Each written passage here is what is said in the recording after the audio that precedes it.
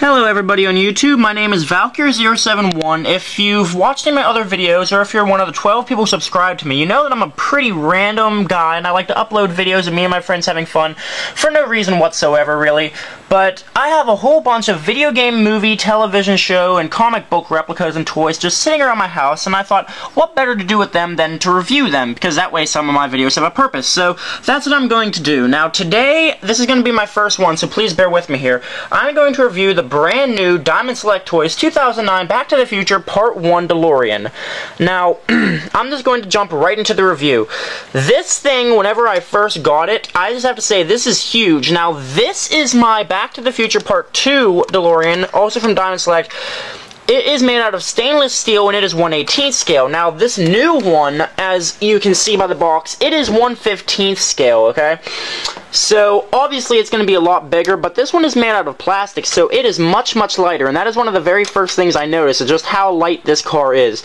I guess if they had made it out of stainless steel, which is what the real DeLoreans were made out of, if they had made it out of stainless steel, this thing probably would have weighed like 15, 20 pounds, because this one by itself has to weigh at least 5 pounds. It's actually probably more than that. But, I'm going to get into the review here. I have to say, this is one of the most beautifully detailed cars, replicas of anything, actually, that I've ever seen. This just has so much detail, and I know that my camera is really crappy, and I'm sorry about that. I'll probably be getting a new one soon. But this is just so beautiful. I mean, I really don't know what to say. I was just awestruck whenever I first got this at how beautiful it was and how big it was. It has everything that the DeLorean should have. It has the gull-wing doors that open. It also has the hood that opens. Now, the thing that sets this one apart from all the other replicas, and the whole reason that I bought this one actually, is because it lights up. And I'll get into that in a minute, but I just want to review the overall mechanics of this thing.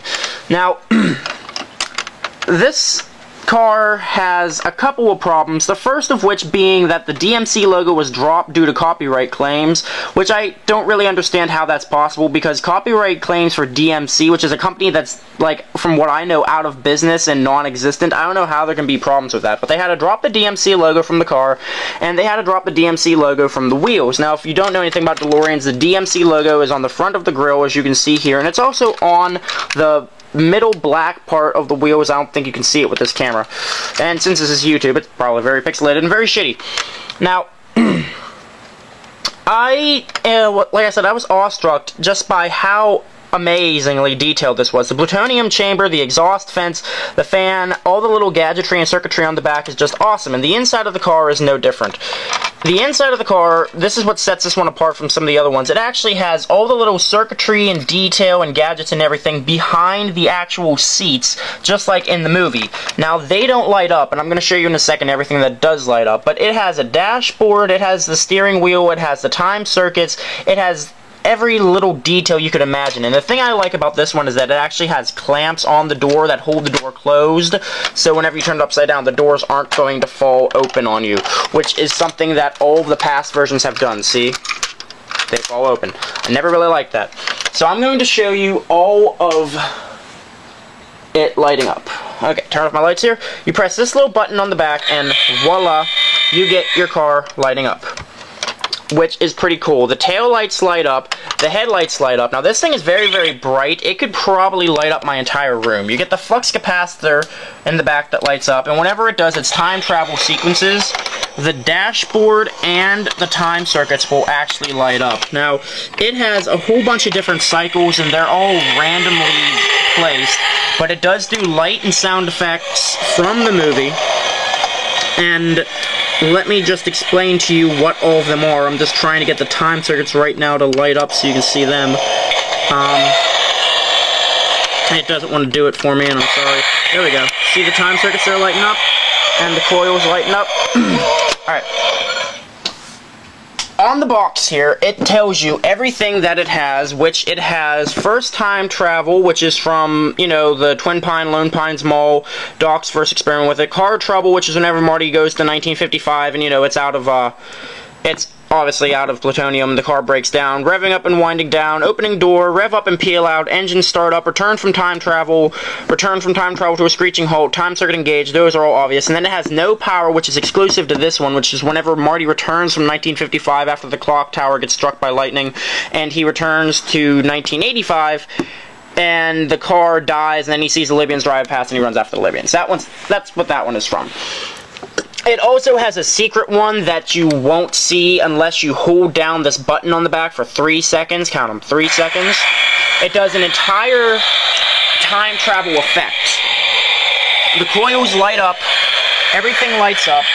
It does the time travel effects, and then without touching it, as you can see I'm not touching it, about 3 seconds later it does a return trip effect. And that's that. So you've seen pretty much all the cycles. I mean, they're all self-explanatory. They're really nothing amazing, but it's just super bright, it's super detailed, and I really, really love it.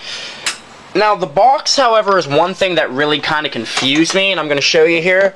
The box on it says Back to the Future Part 2. However, we all know that this is a Back to the Future Part 1 DeLorean, so why the hell does it say Part 2? Well, I went on the official website, BTTF.com, and on the latest news, it told me that it is the car from the first movie as portrayed in the second movie, meaning whenever the DeLorean got struck by lightning and Doc was sent back to 1885 and he sent the Western Union letter to Marty, and then Marty ran and saw himself at the clock tower, and that DeLorean traveled through time after the lightning bolt hit the clock tower and sent the 1.21 gigawatts into the flux capacitor. This is that DeLorean from the end of the second movie.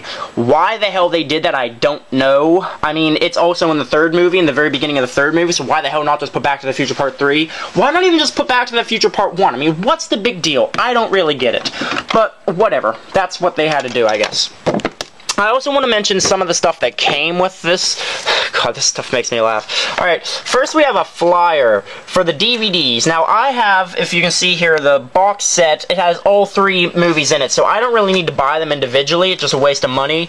But I'm a big Back to the Future fan, so I might, but the bonus material really doesn't cut it for me, because I can find that stuff online. What I have to laugh at is that this car was released September 16th, on a Wednesday, 2009, and this is Monday the 21st. Now, it has in it pre-order these DVDs 12/23/08, and the street date is 2/10/09, so it's already out. So why did they include this flyer? Because the advertisements, I've already seen the advertisements on TV.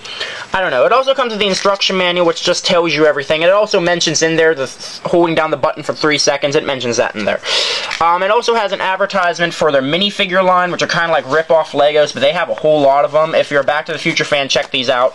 It also has my favorite thing, a business card for Stephen Clark, who is a creative director. It has a telephone number and an email, and this is going in my wallet because this is one of the coolest editions it comes with. I am going to call him and ask him to make a replica of the Part 3 time train, the Jules Verne train that you see at the end of Part 3. I want that one. Now, there's really nothing else much to say about this one. Like I said, it is extremely, extremely detailed, extremely accurate, and my only complaints with it are, again, the drop of the DMC logo, and the fact that if you watch the 88-second news brief on BTTF.com, BTTF.com, by the way, being BackToTheFuture.com's official website, do not go to BackToTheFuture.com, because that is some kind of news media search engine or something. It's really stupid. Don't go there. Go to BTTF.com. In the background, they're interviewing the creator. I'm guessing it's probably just Stephen Clark. I didn't pay attention. And in the background, you can see this. It's already lit up. Like, it's completely lit up, and it stays that way for the entire thing. Now, it just keeps cycling through all of the effects. There's no way to make it stay lit up, which would have been awesome if you could have made it stay lit up, but it can't. And also, that one that you just heard really confuses me because... Okay, did anybody else hear that? Are those fucking Indians? I mean, what the hell? Those are the Indians on Part 3. I mean, is this a mess up? I don't understand. I don't really know. But there you go. Beautifully detailed. If you like it, pick it up. I love it. As you can see, huge Back to the Future fan here. It's a must-own for any Back to the Future fan. It is the most screen-accurate one I've ever seen, except for the drop of the DMC logo, which can be fixed if you can get a DMC sticker, which really, they aren't that hard to find, because some of the, like, the model kits come with a DMC sticker you can put on. Just simply buy that. If you like it, buy it. It was about 50 bucks. They're on back order now. They're all pre-order, and they're already sold out, so...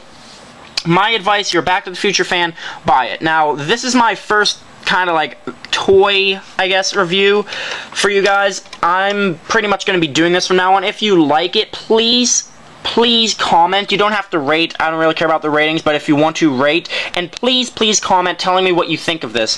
I might be doing more of these. I have some Dragon Ball Z stuff. I have some Harry Potter. I mean, I have Legend of Zelda. I have all kinds of stuff. If you like this, please leave me a comment and let me know what you think. So there you go. Beautifully awesome. Back to the Future Part 1 DeLorean replica.